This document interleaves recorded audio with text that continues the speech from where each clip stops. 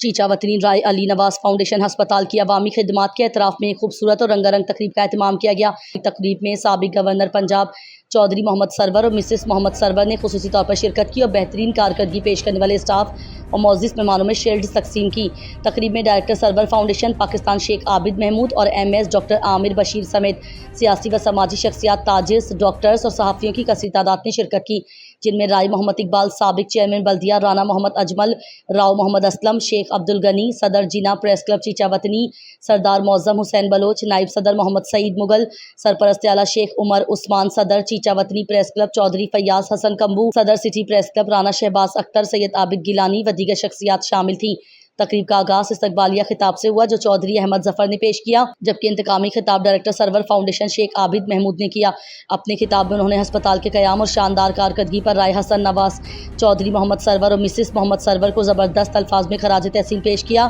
چودھری محمد سرور اور مسز محمد سرور نے بھی چیچا وطنی میں ہسپتال کی ترقی و بہتری میں نمایاں کردار ادا کرنے پر رائے حسن نواز خان، شیخ عابد محمود، شیخ عبدالغنی، ڈاکٹر عامر بشیر، راؤ محمد اسلم اور رانا محمد اجمل کو زبردست خراج تحسین پیش کیا۔ رائے حسن نواز خان کی جانب سے شیلڈ ان کے فرزند رائے محمد اقبال خان نے وصول کی اور شکریہ ادا کیا۔